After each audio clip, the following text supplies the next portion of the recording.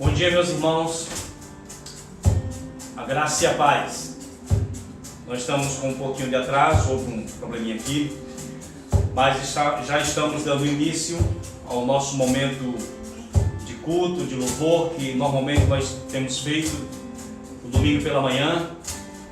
E eu gostaria de convidar você que está em casa a se organizar, sentar-se num local mais confortável que você puder, para que juntos nessa manhã nós possamos cultuar o nome do Senhor. O salmista, no Salmo de número 96, ele disse: cantai ao Senhor um cântico novo, cantai ao Senhor todas as terras, cantai ao Senhor, bendizei o seu nome, proclamai a sua salvação dia após dia. Então, nesta manhã, eu queria convidar você, desafiar você, a nós cantarmos juntos ao Senhor. Queria que você pudesse reunir a sua família, pegar a sua Bíblia, para que juntos nós possamos louvar o nome do Senhor com alguns cânticos, termos um momento de oração na presença do Senhor, depois termos uma ministração da palavra para alimentar a nossa fé e a nossa esperança. Então, eu gostaria apenas que você pudesse dar um ok, se você está ouvindo bem, se a imagem, se o som está chegando jóia aí para vocês. Então, vamos orar, vamos colocar esse momento aqui diante do Senhor, em nome de Jesus. Pai amado, nós queremos exaltar, bendizer, glorificar, engrandecer o nome do Senhor. Tu és o nosso Criador, Tu és o nosso Redentor, Tu és aquele que nos ama de maneira profunda. E nesta manhã nós queremos render ao Senhor a glória e a honra. Nós queremos exaltar o Teu nome. Nós estamos aqui para reconhecer que somos eternamente dependentes do Senhor. Sem a Tua graça nada somos, sem a Tua graça nada podemos fazer. E queremos, ó Deus, colocar esse momento aqui, tudo que vai acontecer, ó Deus, esse momento de louvor, esse momento de ministração da palavra. A minha oração é que o Espírito Santo do Senhor que habita no Teu povo possa alcançar cada coração nesta manhã. Os Teus servos e as Tuas servas estão aí de seus lares, impedidos de chegar ao templo, mas eles são o templo, eles são a igreja, nós somos o lugar da Tua habitação. Por isso, Espírito Santo, nos dê um momento de edificação espiritual. Fale ao nosso coração, ministre a nossa vida, anime a nossa fé, nos encoraje nesta manhã para o louvor da glória do Teu nome. Eu coloco os Teus servos que aqui estão, os que vão tocar, cantar, ó Deus, os que estão ajudando nessa transmissão, que a graça do Senhor, que a presença do Espírito Santo da verdade possa fazer toda a diferença neste momento. Nós pedimos assim a Tua bênção, em nome do Senhor Jesus. Então eu gostaria de convidar você a não apenas assistir acompanhando pelo celular, ou assistir acompanhando pela sua televisão, mas eu queria dizer, participe nos louvores, em tudo que vai ser feito aqui. Coloque o seu coração e a sua alma e preste ao Senhor nesta manhã um culto que seja agradável a Ele. Em nome de Jesus.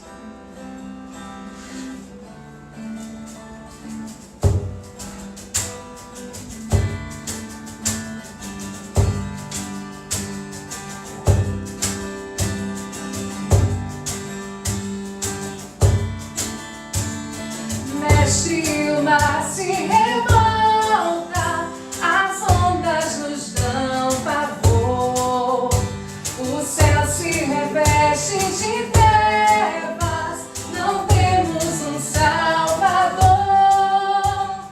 Não se diga que morramos, podes assim dormir, se a cada momento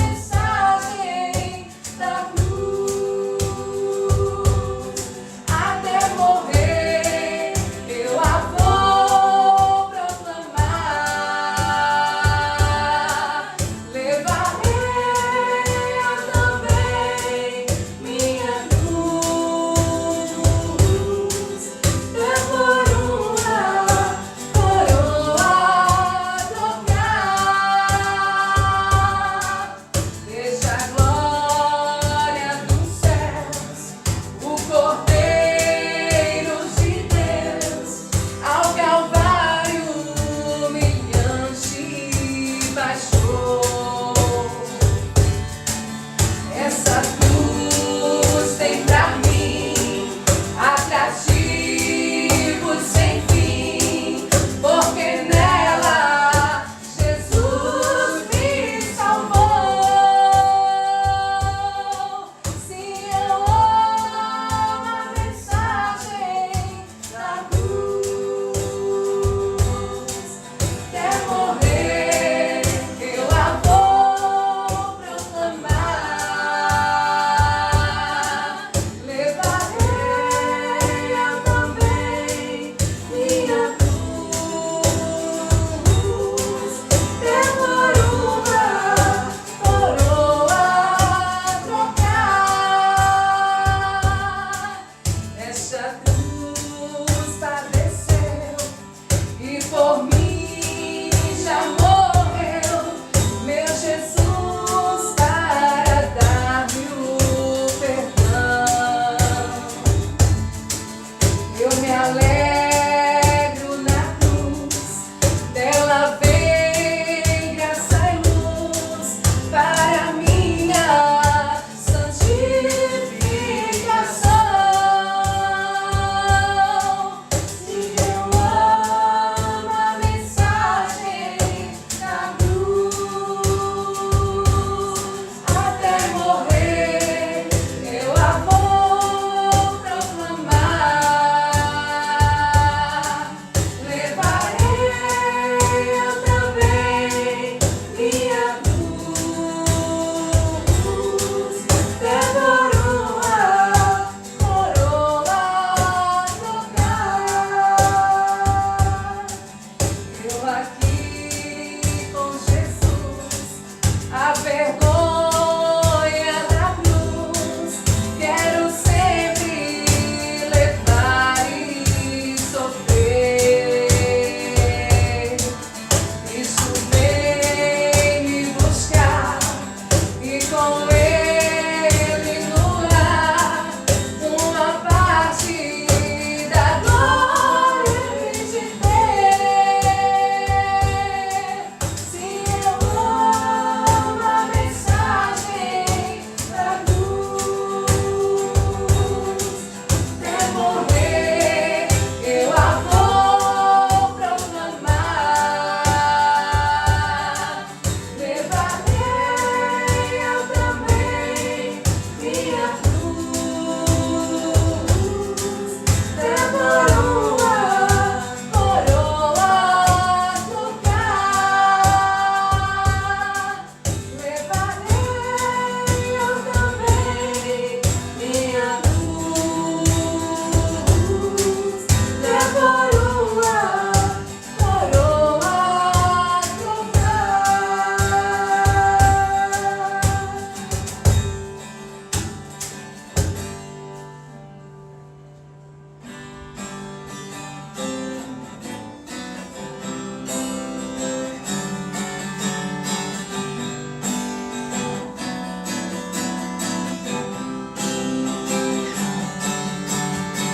que nos separará do amor de Cristo? Será tribulação, angústia ou perseguição, fome ou nudez, perigo ou espada? Quem nos separará do amor de Cristo? Será tribulação, angústia ou perseguição, fome ou nudez, perigo ou espada?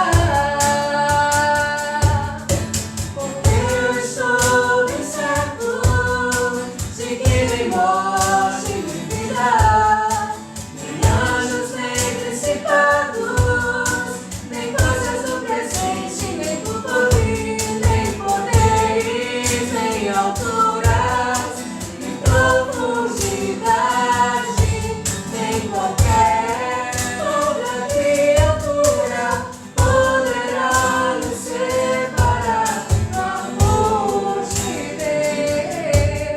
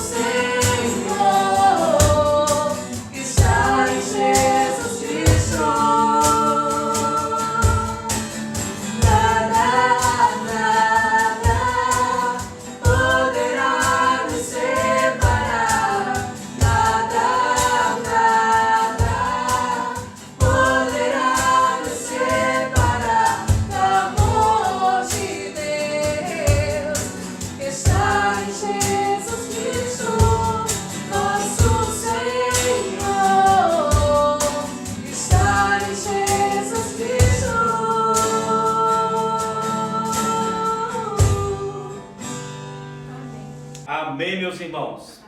Que coisa boa, né?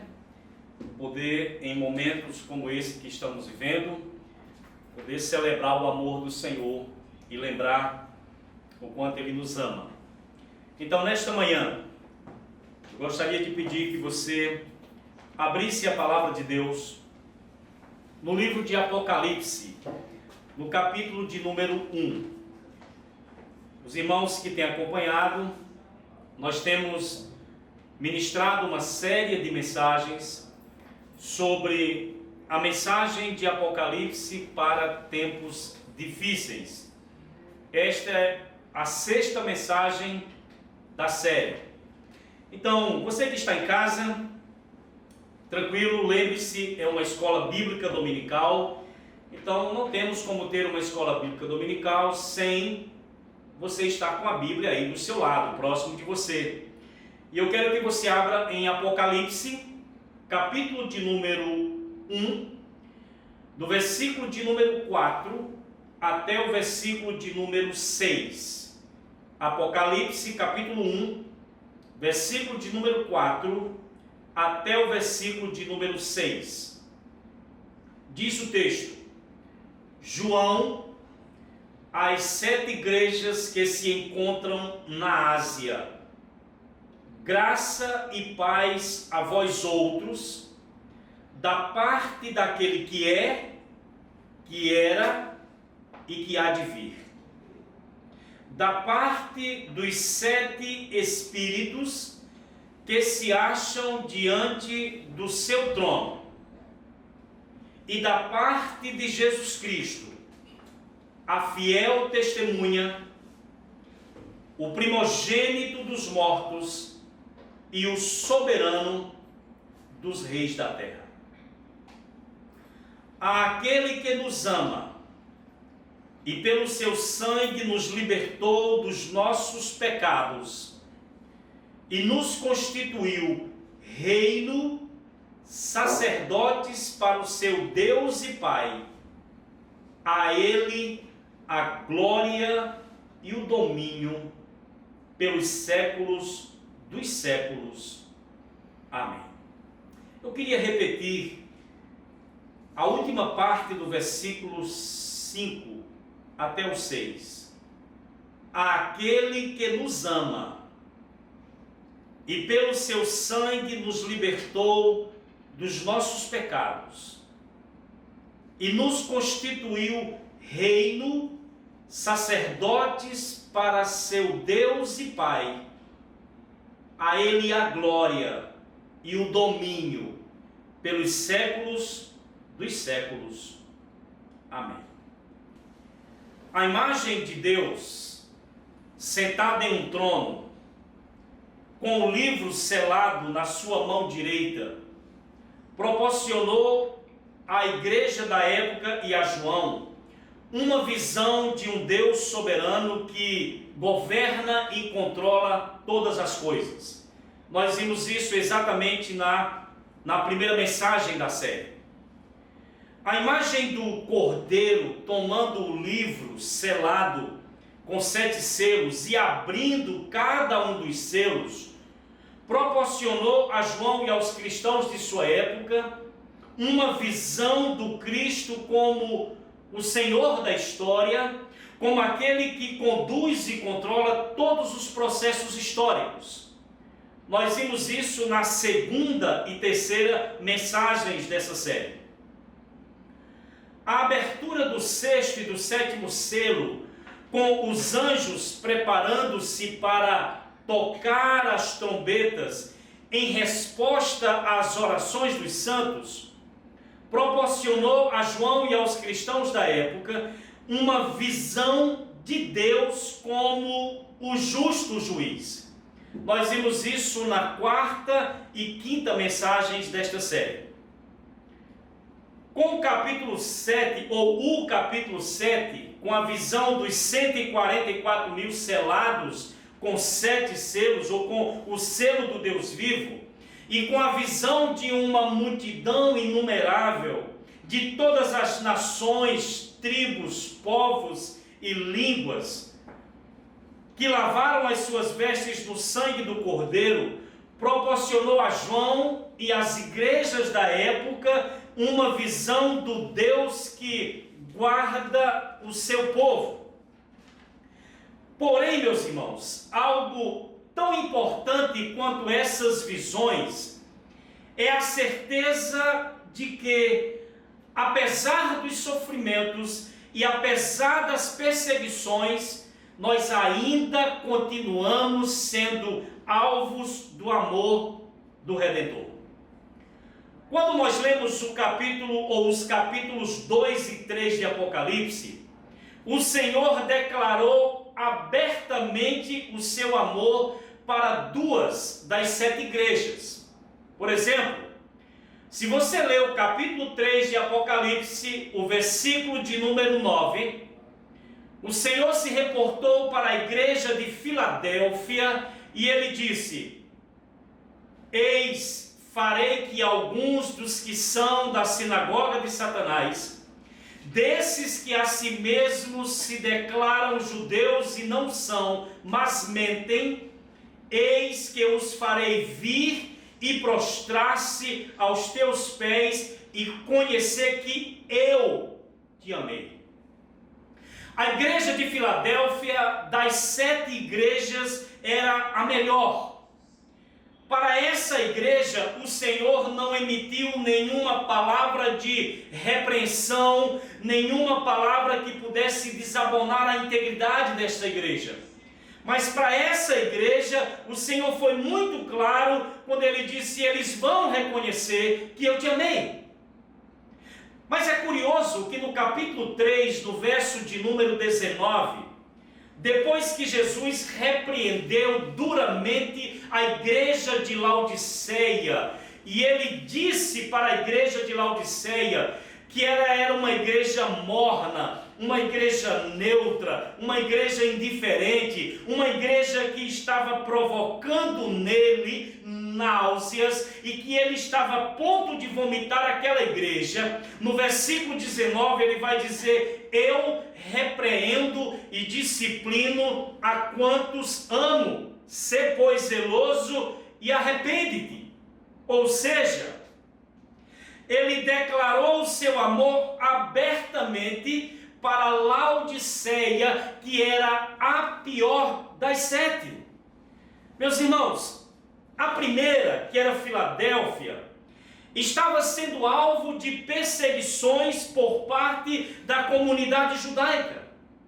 Os judeus, os seus perseguidores, saberiam e reconheceriam o quanto o Senhor amava aquela igreja. A segunda, que era Laodiceia, havia se tornado uma igreja orgulhosa, uma igreja autossuficiente, uma igreja neutra, uma igreja indiferente. Esta foi duramente repreendida pelo Senhor como expressão do amor do Senhor por ela. O que eu quero dizer com isso? Que tanto uma, Filadélfia, quanto a outra, Laodiceia, era amada pelo Cristo glorificado. Esse texto mostra o amor de Cristo tanto pela igreja derrotada, Laodiceia, como pela igreja vencedora, Filadélfia. Esse texto mostra que o Senhor amava tanto a igreja saudável, que era Filadélfia, quanto a igreja doente, que era Laodiceia. Então esse texto vai deixar de maneira muito clara que nem a falta de influência, nem a autossuficiência, nem a perseguição, nem o orgulho espiritual eram capazes de anular, de alterar o amor de Jesus pela sua igreja. Filadélfia tinha pouca força. Filadélfia tinha pouca influência. Filadélfia era desprezada. Filadélfia era perseguida, mas era uma igreja amada. Por outro lado, Laodiceia era uma igreja influente. Laodiceia era rica. Laodiceia era materialmente abastada. Laodiceia era uma igreja orgulhosa, era uma igreja cheia de autossuficiência, mas também era alvo do amor do Senhor. Porém, além dessas duas declarações de amor, nós encontramos logo na introdução do livro de Apocalipse uma doxologia. O que é isso, pastor? Um hino de louvor e de exaltação à pessoa de Cristo.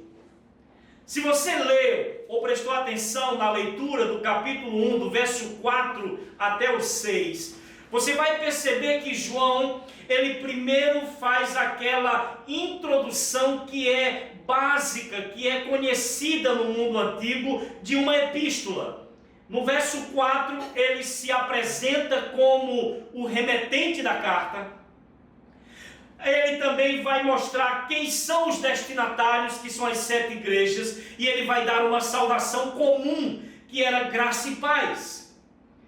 Mas ele vai dar uma saudação trinitariana. Ele vai dizer que é graça e paz da parte daquele que era, daquele que é e daquele que há de vir, ou seja, da parte do Deus eterno. Logo em seguida, ele vai dizer que essa graça e paz é da parte dos 7 espíritos que se acham diante do seu trono. Ou seja, é da parte do Espírito Santo em toda a sua plenitude. E ele vai dizer que essa graça e paz é da parte de Jesus Cristo. E ele vai colocar alguns epítetos, alguns títulos. Ele vai chamar de Jesus Cristo é a fiel testemunha, o primogênito dos mortos, o soberano dos reis da terra. Ponto. Mas logo em seguida, ele vai escrever uma doxologia, um hino de louvor. Ele vai dizer, olha, aquele que nos ama e pelo seu sangue nos libertou dos nossos pecados e nos constituiu reino, sacerdotes para o seu Deus e Pai, aquele que nos ama, a ele a glória e o domínio pelos séculos dos séculos. Amém. O que nós temos aqui? João, ele encontrava-se preso.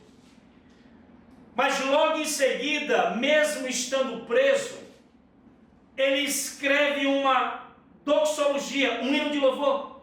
E ele vai deixar claro que a maior expressão desse amor foi o sangue derramado para nos libertar do poder e domínio do pecado. Ele vai deixar claro que a maior expressão desse amor foi a sua morte sacrificial na cruz para a nossa redenção. Meus irmãos, no Calvário, ele pagou o preço da nossa libertação. Por isso que Paulo, na sua carta aos Romanos, ele corrobora essa verdade do Apocalipse, quando ele diz que Deus prova o seu próprio amor para conosco, pelo fato de ter Cristo morrido por nós, sendo nós ainda pecadores. Preste atenção nisso aqui.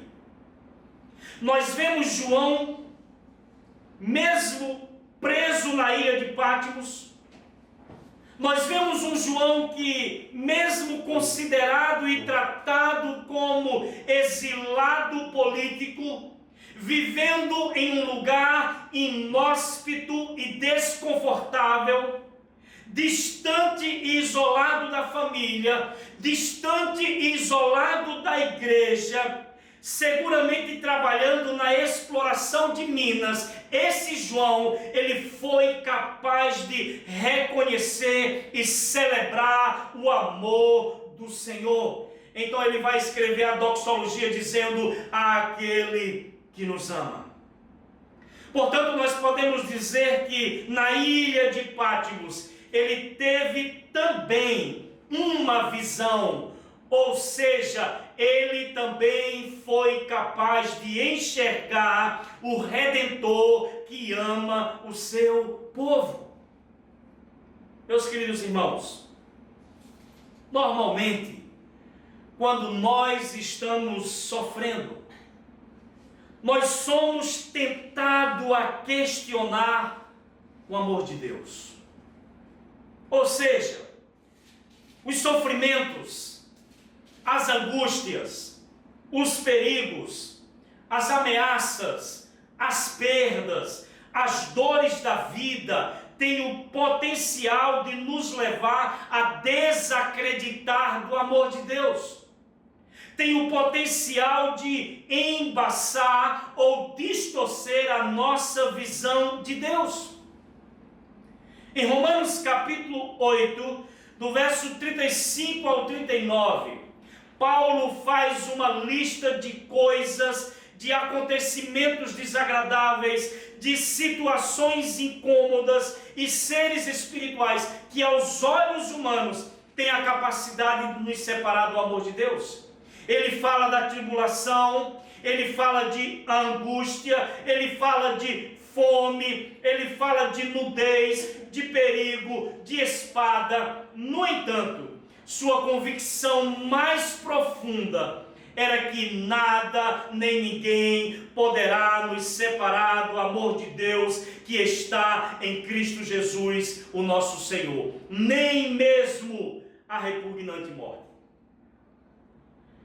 E nesses dias em que nós estamos vivendo, é possível que os dias difíceis que estamos vivendo e que a noite escura dessa pandemia pela qual nós estamos passando, é possível que essas coisas estejam deturpando ou distorcendo a visão de alguns do amor de Deus.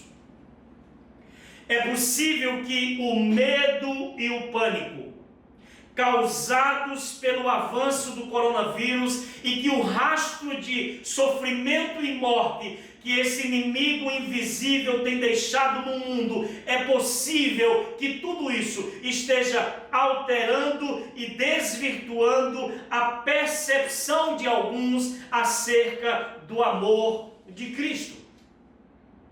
É possível que as perdas de vidas humanas, as perdas de recursos materiais que têm afligido a nossa sociedade e talvez a nós mesmos, é possível que estas coisas estejam afetando a confiança de alguns no amor do Senhor. No entanto, meus irmãos, precisamos alimentar a nossa fé e a nossa esperança na convicção de que o nosso Redentor nos ama. Esta era a convicção de João. Portanto, nós não podemos medir o seu amor por nós com base nas circunstâncias externas dolorosas que nós experimentamos. Porque, irmãos, não são estas coisas que determinam que Ele nos ama ou não. Ou seja, o padrão de medida do seu amor por nós não é, ou não são, ou não é o quanto nós prosperamos. O padrão de medida do seu amor por nós não é o quanto nós somos materialmente abençoados. O padrão de medida do seu amor por nós não é o quanto nós estamos saudáveis. Mas o padrão de medida do seu amor por nós é a sua obra de redenção consumada na cruz do Calvário. Portanto, eu quero lhe dizer nesta manhã, em meio a tudo isso que nós estamos vivendo em nosso país, em meio a tudo isso que nós temos acompanhado, que está acontecendo no mundo, em meio a tudo isso, confie no amor incondicional do Senhor. Porque nenhuma circunstância externa pode alterar o seu amor por nós. Quando você for tentado a questionar ou a desacreditar do amor do Senhor, lembre-se sempre da cruz do Calvário. A cruz do Calvário foi e continua sendo a maior evidência do amor de Deus por nós. Então eu quero concluir essa mensagem, concluir esta reflexão, citando para você o que o apóstolo João, o mesmo João que escreveu o livro de Apocalipse, eu queria que você lembrasse do que ele disse quando escreveu a sua primeira carta. Ele disse: nisto consiste o amor, não em que nós tenhamos amado a Deus, mas em que Ele nos amou e enviou o seu Filho como propiciação pelos nossos pecados. Então eu quero terminar dizendo para você que nesse tempo de pandemia, nesse tempo onde nós estamos vivendo esse isolamento social, nesse tempo onde nós não estamos podendo cultuar juntos no mesmo lugar, nesse tempo onde talvez você esteja sofrendo algumas perdas, talvez a perda da saúde, para alguns a perda de recursos materiais, a perda de empregos, talvez a sua empresa esteja sendo afetada por isso. Toda essa situação que nos causa incômodo, que em meio a tudo isso eu queria te dizer que além da visão do Deus que está sentado no trono com o livro na mão, e além da visão do Cordeiro que foi morto com o livro na mão, rompendo cada um dos 7 selos, além dessa visão, além da visão do Deus que guarda o seu povo, aqueles que são selados e que são lavados pelo sangue do Cordeiro, além da visão do Deus que é o justo juiz e que em resposta às orações dos santos, Ele derrama o seu juízo sobre a terra. Além dessas visões, eu queria te desafiar a ter uma visão do Redentor que nos ama. Nada nem ninguém pode alterar o seu amor por nós na coletividade, nem por você na individualidade. Que Deus em Cristo te abençoe. Mas eu gostaria de finalizar esse momento orando com você, pedindo a bênção, a graça, a bondade e a misericórdia de Deus sobre nós, pedindo que Ele preserve o nosso coração e a nossa visão, para que nada venha distorcer ou atrapalhar ou alterar a nossa visão do Redentor que nos ama. Pai, eu quero render graças ao Senhor por este momento aqui, pela vida dos meus irmãos e irmãs, pelo momento que nós estamos passando, vivendo, experimentando, ó Deus, nesses últimos dias. Nós queremos clamar ao Deus entronizado, nós queremos clamar ao Cordeiro, o Senhor da história, que o Senhor venha guardar o nosso coração e a nossa mente, que o Senhor venha alimentar a nossa fé e a nossa esperança. Tu sabes aqueles dias em que nós perdemos um pouco desta esperança. Tu sabes aqueles dias em que nós amanhecemos preocupados, entristecidos. Tu sabes aqueles dias em que nós ouvimos as más notícias da televisão, ó Deus, e o nosso coração fica angustiado. Tu sabes aqueles dias em que nós olhamos para o horizonte e a única coisa que às vezes nós conseguimos enxergar é uma nuvem escura no horizonte. Pai, não permita que estas coisas venham deturpar, distorcer ou alterar a nossa visão do amor do Senhor. Que como o apóstolo João na ilha de Patmos, que estava preso, exilado político, distante da família e distante da igreja, como João, nós possamos celebrar aquele que nos ama e que se entregou pelos nossos pecados e pela nossa libertação. Que como o apóstolo Paulo, nós possamos confessar que nada, nenhuma criatura, seja no céu, seja na terra, seja anjo, seja principado, seja potestade, nada pode nos separar do amor do Senhor que está em Cristo Jesus. Nos abençoe, abençoe o teu povo. É assim que nós oramos em nome de Jesus. Amém e amém. Que Deus os abençoe. Glória a